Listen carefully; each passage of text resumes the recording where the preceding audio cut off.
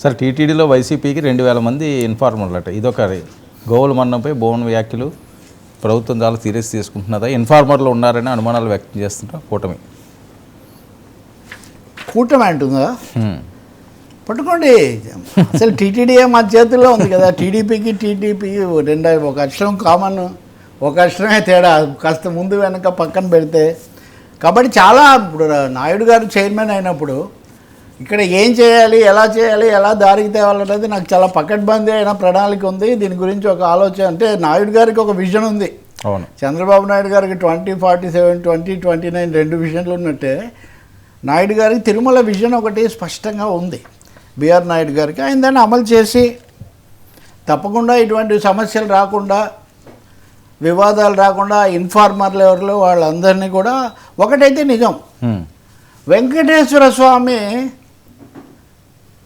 వీరు YCP ఇన్ఫార్మర్లా, TDP ఇన్ఫార్మర్లా, కాంగ్రెసా, బీజేపీనా అనే తేడా అయితే నేను చూడరు. అవును, అంతే కదా. ఎవరు వచ్చినా వాళ్ళు వెళ్ళి, ఇప్పుడు ఉదాహరణకు ఒక ఎన్నిక వస్తుందంటే అందరూ కొండ ఎక్కుతాడు, అవతల అభ్యర్థి ఎక్కుతాడు, యువతల అభ్యర్థి ఎక్కుతాడు. కాబట్టి కొండ మీద రాజకీయాలు వద్దు అని మనం అనుకుంటున్నప్పుడు దాన్ని మీరు తప్పు పద్ధతిలో ఎవరైనా చేస్తే వాళ్ళ రాజకీయాలు ఏమైనా వాళ్ళ మీద మీరు చర్య తీసుకోండి చట్టరీత్యా. అంతేగాని వాళ్ళు వైసీపీ వాళ్ళు టీడీపీ లేకపోతే ఇంకొకరా, ఈ చర్చ బొత్తిగా అవసరం లేనటువంటి వ్యవహారమే. కానీ మీది మీ చేతుల్లోనే ఉంది కాబట్టి మీరు తప్పకుండా ఆ చర్య తీసుకొని ఉంటే నిజానికి ఇట్లాంటివి జరిగి ఉండేవి కాదు. ఉదాహరణకు ఇప్పుడు ఆవులు 10 నెలలు అయింది కదా, ఆఖరికి నెయ్యి లాంటి తీవ్ర దుమారం వచ్చినా కూడా ఎందుకు పగ్గాలు బిగించలేదు, ఎందుకు దాన్ని అదుపులోకి తేలేదు మనకు అర్థం కాదు నిజంగా ఉంటే. సరే, ఇంకొకటేమో దూతల ఏదో పేరుతో ఐచ్ఛికంగా వచ్చే వాళ్ళని చేరుస్తామని చంద్రబాబు నాయుడు గారు అధికారికంగానే ప్రకటించారు. స్వచ్ఛందంగా వచ్చి చేసేవాళ్ళు. మరి ఏ ప్రభుత్వం ఉన్నప్పుడు స్వచ్ఛందంగా వచ్చేవాళ్ళు సహజంగా ఆ ప్రభుత్వానికి, ఆ పార్టీకి సంబంధించిన వాళ్ళు అయి ఉంటారు కదా.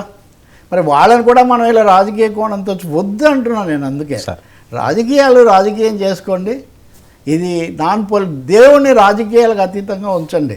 మతాన్ని, దేవుణ్ణి, భక్తులను, విశ్వాసాలను, వివాదాలకు విశ్వాసం వేరు, అవును, వివాదం వేరు. ఇంక ఇందులో సార్ పాలనా చర్యలు తీసుకుంటారా తీసుకోండి. అవును, ఇప్పుడు బంగారం ఏదో అయిందన్నారు, పింక్ డైమండ్ పోయిందన్నారు, ఇంకేవో అపచారాలు జరిగాయన్నారు. ఎప్పటికప్పుడు కమిటీలు వేశారు, కోర్టులకు వెళ్ళారు.